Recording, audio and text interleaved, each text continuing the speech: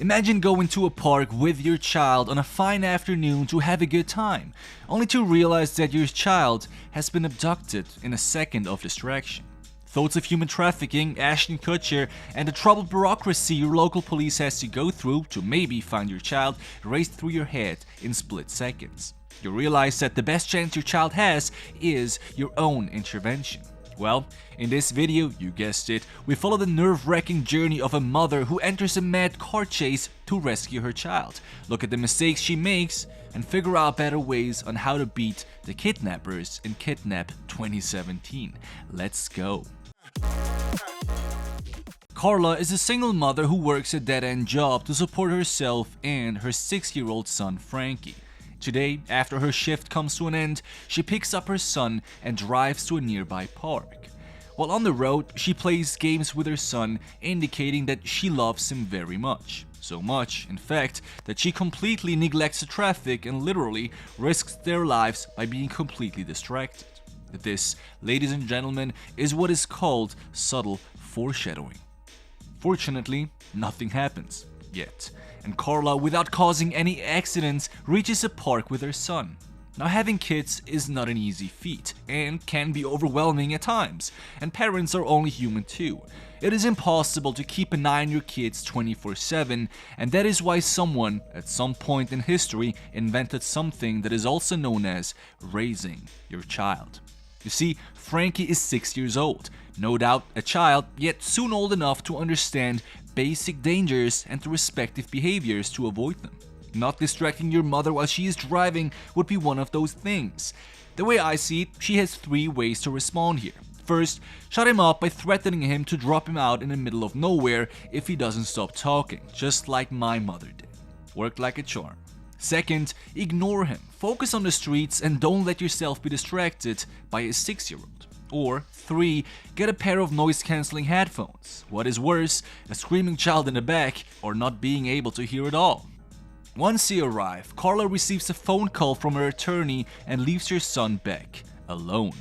Needless to say that this is not a good idea. You could either postpone the call or make the call while keeping an eye on your child. While she is busy arguing with her attorney about how to stop her ex-husband from taking her son away, ironically, a complete stranger does exactly that, kidnapping her son. Great parenting right there.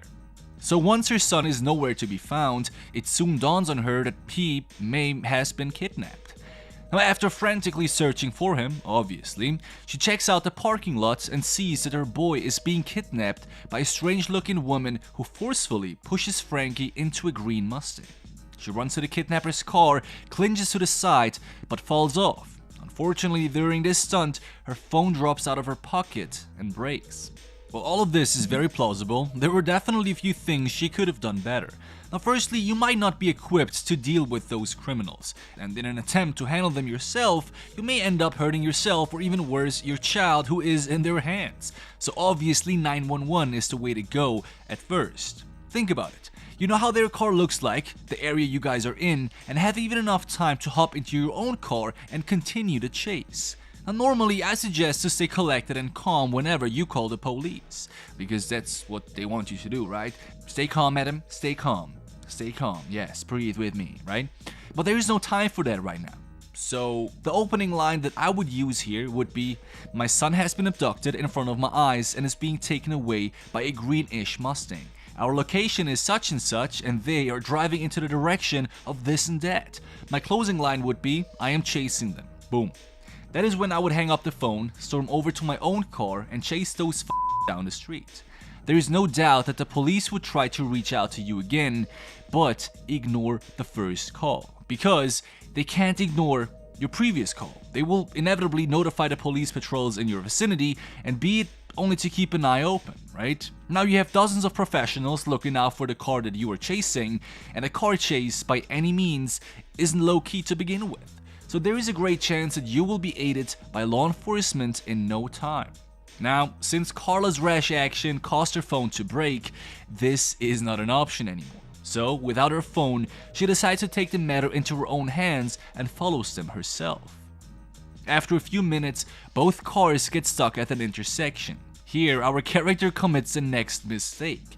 She leaves her car and starts banging at the Mustang and other cars violently to alert the people around. Now, in my humble opinion, pointing at the kidnappers and frantically screaming that they have kidnapped my child is a better solution than to assault potential supporters. But that's just me. Also, the kidnappers will hardly let the son go if you ask for it, right? I mean, that doesn't make much sense if you ask me. I see it this way. Either they want money, which I think there's better ways on how to get a lot of money other than kidnapping an innocent child, or they are into, different types of crimes, which would be way worse. So sooner rather than later, she is back in her car continuing the chase. But this time, she seems to cause a lot of accidents with other cars. Now, I was ignoring most of the wrong moves she has made up until this point, thinking, well, she is a desperate mom wanting to save her child, but this is pretty reckless, not gonna lie. I understand that your child's life is important, but you can't just risk other people's lives while saving your son's. At this point, the kidnappers have had enough of her as well and start throwing random objects into her way, like Donkey Kong. Very creative, guys. While trying to avoid these objects, including a spare tire that is being thrown out, they don't seem to think much ahead either. She causes another major accident, but this time, it seems like the people inside the other car are genuinely hurt. Now, Karla is clearly stressed out, right? And I am not saying this because her son has been abducted. She has been stressed out even before today. It almost feels like we are looking at an overheating piece of electronic that spirals out of control. But because her stress level is clearly insufficient, the kidnappers decide to put a knife on Frankie's throat and signal her to stop the chase. She does listen for a second, but then again continues with her hunt. Now, I would do the same thing as her, okay? I mean, these people kidnapped the child. Nobody does that unless they got a rock-solid plan. Frankie will not benefit them in any way, and Karla seems to understand that. So we gotta give her props for looking through the bluff. What is not so good, on the other hand, is that only now she realizes that it would be a good idea to note down the color and model of their car, which is literally just 3 words. Green, hatchback, Ford, old 80s. As she can't find anything to write it down on though, she decides to record it on Frankie's toy, which also seems to have recorded the conversation between him and the kidnappers. She's looking for you. She's telling everyone she's looking for a little boy named Frankie. You think that's you? Pretty convenient, if you ask me, but yo, this is Hollywood. She comes to know that one of the kidnappers' name is Margot, which is a huge step forward yet useless unless you decide to hit up the cops, which she can't because she ain't got no phone, and probably shouldn't do because there is still a chance for her to do the job herself. Now, after all these accidents, an officer finally arrives. He tells Karla to pull over, completely neglecting the car she chases. However, Karla is in no mood to slow down, let alone explain the situation, which, let's be honest, would not be any rocket science. You could literally just stutter the words "Green Mustang, my child, kidnapped," and the guy would get it. And if not, well, screw him, but he's a cop, you're chasing a car, you're stressed out, I mean, obviously there's something going on, right? But because she can't seem to use the officer to her advantage, the enemies slam his bike and take him out themselves. Now, since this woman is clearly not going to stop, the kidnappers thought, hey, maybe we should stop this madness ourselves. So they pull over their car, for no reason, and Karla, for no reason either whatsoever, follows suit, which is not the most intuitive thing if we're honest. I mean, in the car she was somewhat safe, not to speak of the disadvantage if they continued escaping while she's outside. Now, one of the kidnappers runs towards her with a knife, but she responds quickly by getting back into her car and attempts to drive him over. Clearly, she should have hit him but decided against it. In my opinion, it would go under self-defense. Also, with hurting him but not killing him, she would gain some leverage to exchange him for her son. However, she doesn't. Instead, she misses him, gets out of her car again, and offers them some money.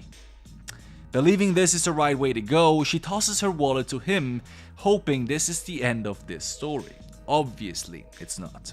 Now, the woman whose name is Margot comes to Karla's car and asks her to give them $10,000 in return for the kid, which is kind of ridiculous because why would you go through all this for just $10,000? Literally just, I don't know, hijack an ATM in the countryside 40 minutes away from the next police station and you're good, right? But this is, well, I mean, quite risky if you ask me. Now, she orders her to open the car so she can ride with her and follow her partner. Now, that is a dodgy request as well, but could be turned around if you ask me. However, personally, I wouldn't let that chick ride with me before making sure she isn't about to place a bullet in my head. Now, Karla, together with Margot, follows the Mustang, which leads her to a dark tunnel. Here, Margot attacks our character, but is overpowered and thrown out of the car. Don't mess around with the mother whose child you've stolen, my friends. Now, she ignores Margot and continues to follow the Mustang, giving the man the impression that Margot is still on board. Which is a good move, but you could do it better. I mean, you could one of the partners lying vulnerable on the road.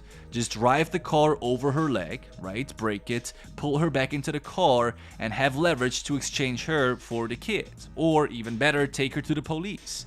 But Karla is so determined to save her child on her own that she follows the car. But not everyone is as reckless as her. Because the other man, the partner, eventually figures out that Margot isn't in the car anymore, so he threatens to drop Frankie out of his car. This obviously forces her to slow the pursuit. She loses the kidnapper for a while, only to spot the Mustang again after it has been in an accident. Apparently, the kidnapper ran away from the site with her son. At this point, Karla sees no other way other than to finally go to the police.